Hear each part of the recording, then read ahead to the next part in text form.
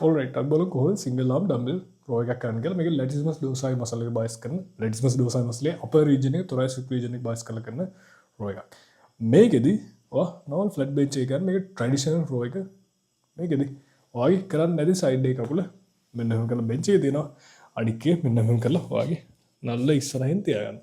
පොඩ්ඩක් මෙහෙන් තන නල්ල ඉස්සරහින් මෙච්චර මෙහෙම කරලා තියාගන්න බෑ මෙහෙම තියාගන්නවා ඊට පස්සේ අනිත් කකුල පොඩ්ඩක් ඈතින් තියාගන්නවා ෂේප් එකේ ඔයාලට බැලන්ස් එක හොඳට හම්බ වෙනවා ඊට පස්සේ ඔයාගේ ඩම්බෙල් එක ඔයාගේ පපුවේ මෙන්න මෙතන ඉඳන් මේ මැද්දෙන් යන ලයින් එකේ යටින් තමයි ස්ටාර්ට් වෙන්නේ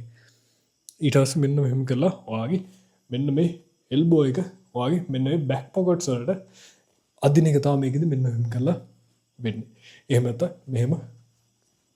එල්බෝ ෆ්ලෙක්ෂන් එක නෙමෙයි වෙන්නේ එල්බෝ එක නවන සීන් එකක් මෙතනදි වෙන්නේ නැහැ මෙතනදි ලාවට එල්බෝ ෆ්ලෙක්ෂන් එකක් යනවා මොකද ඔය සීරියස් එකක් මෙන්න මෙහෙම කරලා කරද්දී rear delt extension එකක් වගේ කරද්දී වැඩි වගේ උඩ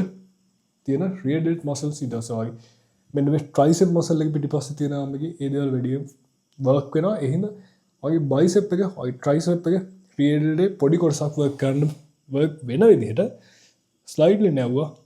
ඒ නැවිල්ලත් එක තමයි මෙහෙම කළා මේක බෑක් පොකට්ස් වලට ගේන්නේ. හොඳයි.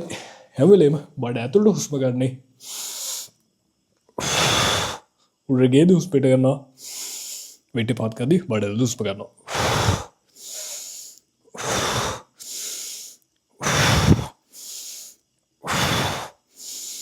ඔන්න ඔහොම.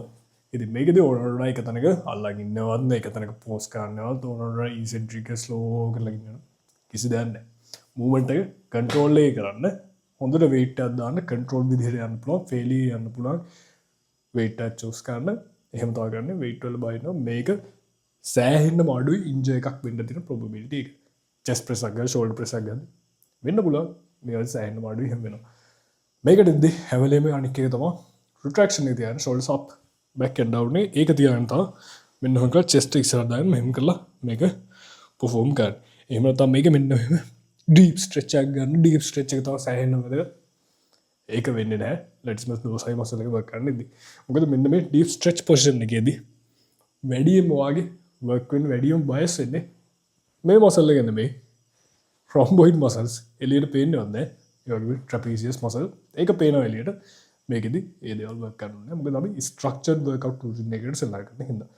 ඔයාලා රිට්‍රැක්ෂන් එක තියන්න ඩීප් ස්ට්‍රෙච් ගන්න ඕනේ මෙච්චරක් ඇති ඊට පස්සේ වැඩේ රිපීට් කරගෙන යන්න Alright, මහිනා පැහැදිලිද කියලා ඒක එහෙමයි වෙන්නේ.